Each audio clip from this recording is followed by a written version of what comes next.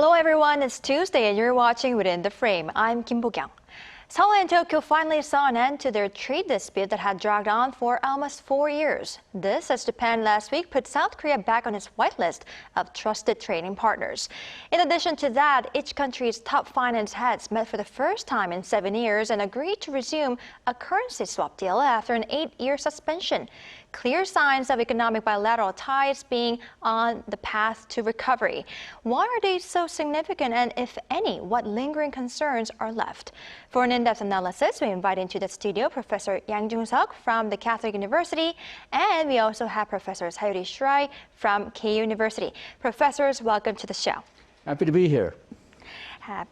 All right, now first question to our Professor Shirai. Now, South Korea is back on Japan's whitelist of trusted trading partners about 4 years after the removal. And for those who might not be familiar with this, what is this whitelist and how does this re-designation benefit South Korean economy?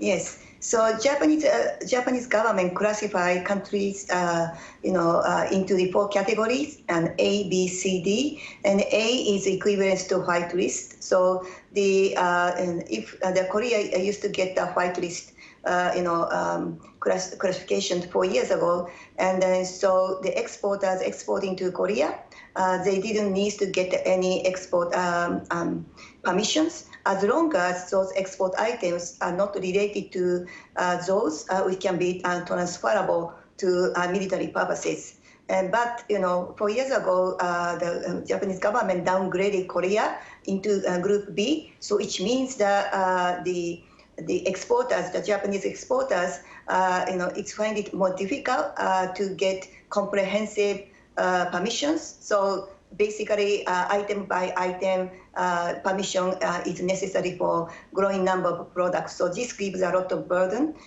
in the administrative burden for both Japanese exporters and importers.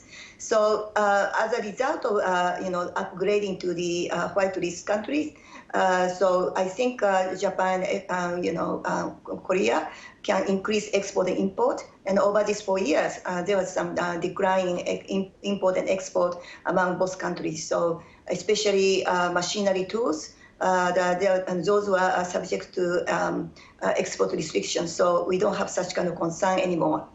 Right, I see. Now, Professor Yang, it's good to hear that South Korea is now back on Japan's list, but some are worried that it might have a negative impact on Korean businesses in the key materials, parts, and equipment sectors. What's your view on this? Okay, well, for example, for semiconductors, there was a big problem because 3 crucial chemicals we were not able to import them directly from Japan. So Korean companies did go in to try to make these chemicals for Korean usage. Now, they were somewhat successful.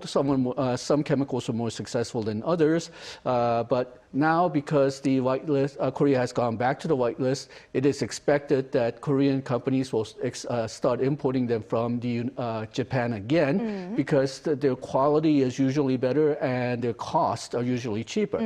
So these Korean companies, which had gone into making these chemicals, will probably move out of those areas again, and then I hope this doesn't happen, but next time a conflict like this happens, and next time perhaps Korea needs to make these chemicals again, Korean industries will be very reluctant to make these chemicals, go back into making these chemicals, because, well, they tried it once, but once the diplomatic relations were improved, they were out of the market again, out of the market. So. This perhaps will make Korean companies more reluctant to compete directly with chemicals or intermediate goods that are made in Japan. Right, I see. Now, Professor Shirai, with Japan's recent decision, the issues regarding export regulations that started in July 2019 have been completely resolved after 4 years. What significance does this have for the 2 countries? I think it's related to what the professor said. Over these 30 years, Japan has a trade surplus with Korea, and over these 4 years, even this export restriction, Japan maintained the trade surplus. Also, export and import dropped but there was a trade surplus. So now there's no restrictions. So, Japan is very good at semiconductor producing machinery and machinery tools, and some important chemicals. And so those are probably used quite widely by Korean manufacturers. But in the meanwhile, Korea also got a lot of comparative advantage in semiconductor and a couple of batteries. And so those are also used in Japan. So I think we can have a win-win situation in many cases. And also importantly, this over 4 years, this Japan-Korean Economic Association was becoming really, a lot of membership, they were losing a membership. But I think now a lot of talks are already happening between Korea and Japanese business leaders. So I think now membership for this association is growing. So I expect greater complementarity and economic transactions between two countries. Right, I see. Now, Professor Yang, meanwhile, South Korea and Japan also agreed to resume a $10 billion currency swap deal for the first time in 8 years. Now, first of all, what is this currency swap? And as far as I know, this bilateral currency swap deal first began in 2001. Since then, how has it developed? Okay, well, currency swap is where central banks usually of two countries decide that they will swap currencies with each other. They agree, they pre-agree on an exchange rate and the maximum amount that they can trade the currencies with. Usually, both countries trade their home currencies. So Korea would give won, and perhaps the counterpart country would give their own home currency in response. But something special about this Japanese-Korean currency swap is that it's being carried out in dollars. Right. So instead of Korea giving won and Japan giving yen, we would give yen per won, yen per dollar or won per dollar. Right. Now, the currency swap between Korea and Japan did start in 2001. It started off with just $2 billion. They had additional swap arrangements in 2005, 2006, and twice in 2011, it reached a high of $70 billion. But then from 2015 onwards, it was allowed to, 2012 onwards, excuse me. From 2012 onwards, these swaps were just ran out. They did not. They did try renegotiating, but they just did not succeed. So these swaps just ran out, and it completely ended around 2015. Now they will try. We have signed a new currency swap. So if Korea needs U.S. dollar quickly, they can use this currency swap to get U.S. dollars from the Japanese central bank. And this effectively reinforces Korea's supply of foreign currency. So if we see a rapid outflow of foreign capital from Korea, or heaven forbid, a currency crisis that we need U.S. dollars to deal with, we can rely on Japan to get at least some of the dollars that we need. Right, I see. So this deal is significant in that it is based on dollar. Now, Professor Yang, one more question. Up until now, we have been talking about this currency swap deal, but the two countries also agreed to form a consultative body between the tax authorities of Korea and Japan to increase efficiency in discussing these tax issues. Now, what benefit could both countries enjoy, and what are other agreements that were made during the ministerial meeting? Well, they did not discuss exactly what's going to be discussed in the body, but the two heads of the tax administrations did meet earlier in June, and the items that they talked about was how to deal with, say, transfer prices, which is basically how deals are made within a multinational corporation. Because it's made within the corporation, there's no market prices involved, so very often these corporations just calculate their own prices, which may or may not be valid, and the tax authorities see this as one possible way for tax evasion, moving a lot of their profit into lower tax country. So Korea and Japan did agree to try to get cooperation on how to deal with transfer prices, getting approval for the transfer prices on a fast-track basis. And then secondly, having a information cooperation deal for international tax cheats. And then third, discussion on electronic and digital tax assessment and payment systems.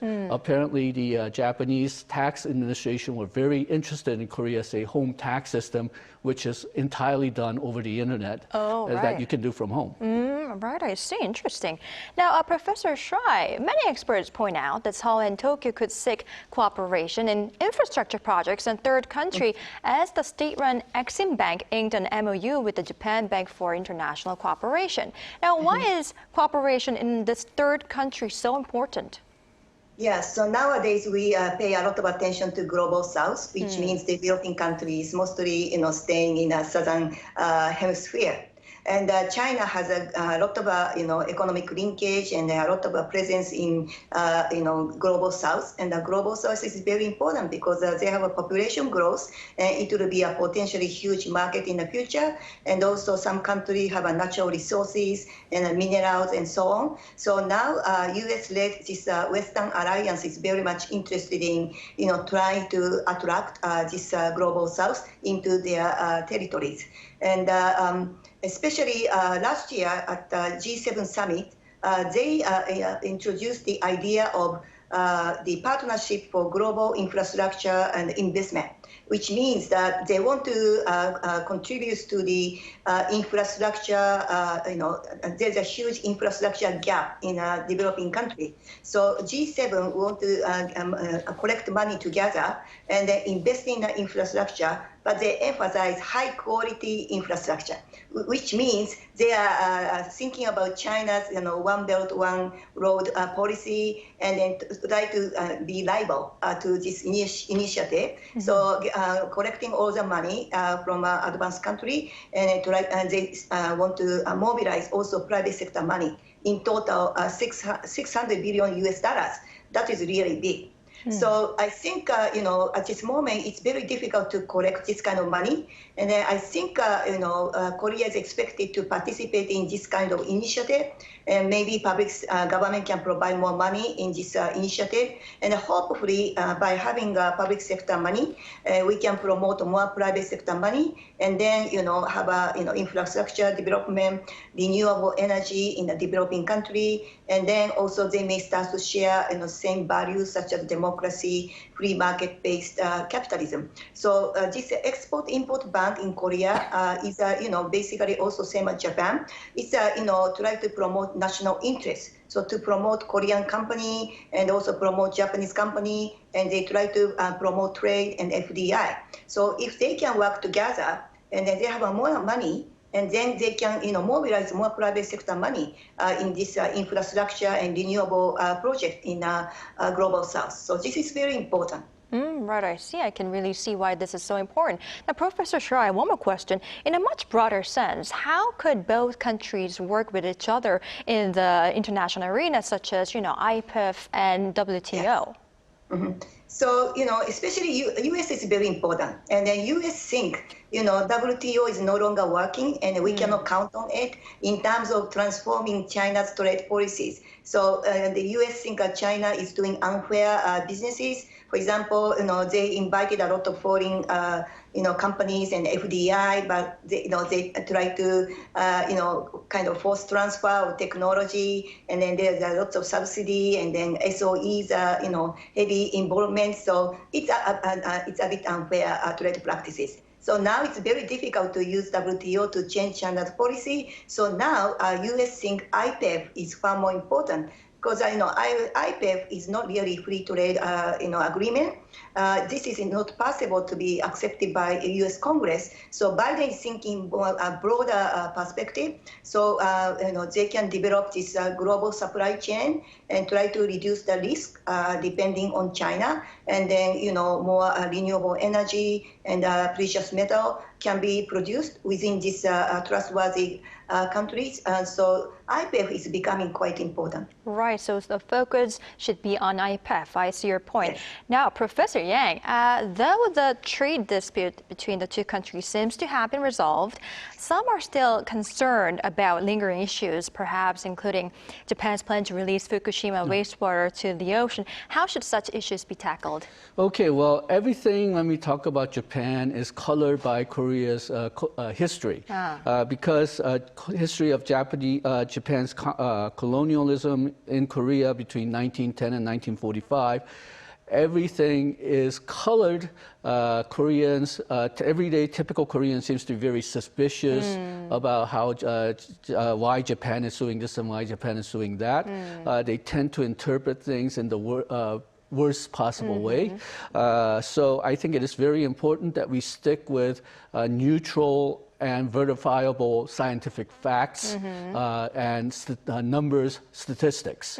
Now, for example, the Fukushima wastewater, the government of both countries have been trying to concentrate on, well, is this really dangerous by scientific evidence? Right now, the best evidence does seem to show that it will not be very dangerous, but it will require a lot of convincing on both parts. Well, first of all, because people are just scared of radioactivity to begin with, so they tend to be very oversensitive about it. And then second, same thing applies to food stuff. We all know that Korean people have been very sensitive about not only fish that comes from Japan, but if you remember back to the Korea-US FTA, there was a big concern about mad cow disease from American beef, which actually turned out to be not that big a deal. Mad cow disease, the instance has fallen down globally. And a couple of years ago, when Korean imports of US beef went down, Korean consumers actually complained they couldn't get enough American beef. So I think it is very important that we try to stick with the verifiable scientific evidence as much as possible. And I think this also goes to at least some of the political parties in Japan. They also, I'm not sure whether because it's colonial history or something else, but they do tend to see Korea in the worst possible light. And well, these are the political facts that we have to live with. So I think whenever two governments deal with each other, they should try to stick with as much as mutually verifiable numbers, statistics, scientific evidence as much as possible. Right, and I cannot agree more that we need to separate, economy and politics as well. Now, this will be our last question, Professor Shirai. What further economic cooperation between the two sides could we expect, and how should both sides see each other in terms of being economic partners?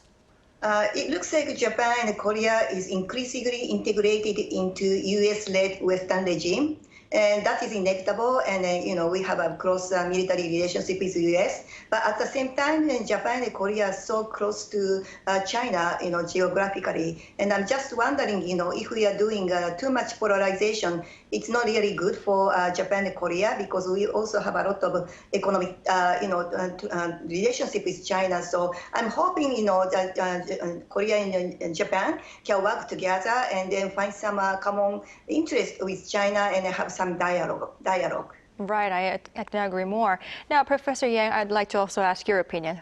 Okay, well, Korea does depend on Japan for crucial technologies and crucial intermediate goods. It's almost similar to the type of relation that Korea has with China, where Korea is providing a lot of critical technology that China cannot produce efficiently on their own. So in that sense, the two countries are tied together.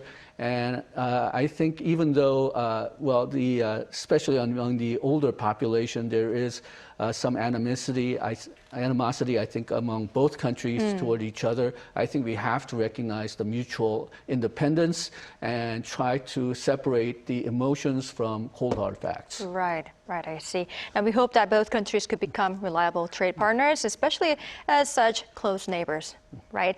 Unfortunately, this is all the time we have for today's edition.